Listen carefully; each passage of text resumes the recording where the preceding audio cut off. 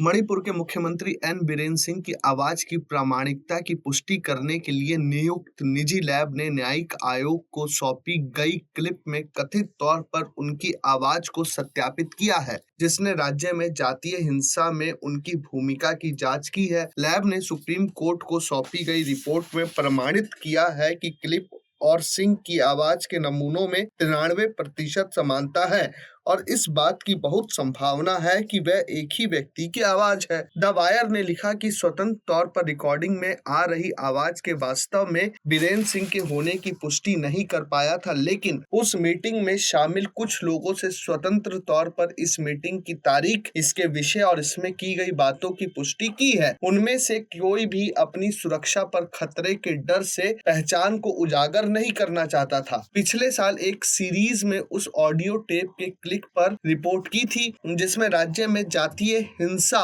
पर कथित तौर पर बीरेन द्वारा किए गए दावों पर प्रकाश डाला गया था, जिसमें 100 से ज्यादा लोग मारे गए, कई घायल हुए और कुकी व मैतेई समुदाय के करीब 70,000 लोग विस्थापित हुए। ऑडियो रिकॉर्डिंग को एक व्यक्ति द्वारा एक चैनल के संवाददाता को दी गई थी, जिसमें कहा गया था कि उन्हें इससे सिंह से जुड़े आधिकारिक परिसर में रिकॉर्ड किया था।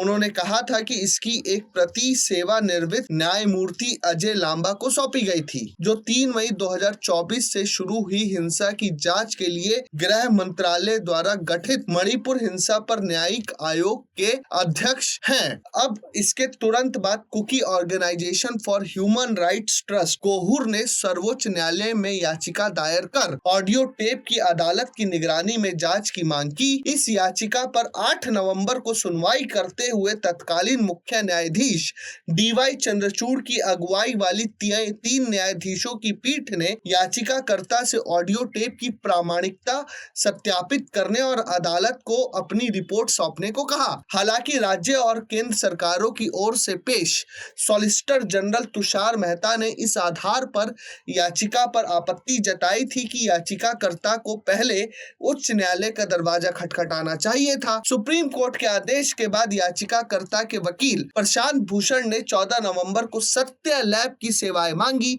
जो एक विश्वसनीय निजी लैब है जिसे अक्सर सरकारी एजेंसियों द्वारा नियुक्त किया जाता है ताकि टेप की प्रामाणिकता की पुष्टि की जा सके। ऑडियो टेप के साथ भूषण ने एक न्यूज कॉन्फ्रेंस से लिए मुख्यमंत्री की आवाज का नमूना भी पेश किया ताकि उसका मिलान किया जा सके। 18 जनवरी को भूषण को भेजी गई एक विस्तृत रिपोर्ट में, जिसे सिर्फ द वायर ने देखा, सत्य लैब ने प्रमाणित किया कि ऑडियो टेप एक सतत रिकॉर्डिंग थी जिसमें मुख्य रूप से एक पुरुष व्यक्ति की आवाज थी, जिसमें कुछ हस्तक्षेप करने वाली आवाजें थी जो जाहिर तौर पर रिकॉर्डिंग डिवाइस की स्थानिक हरकतों के कारण थी।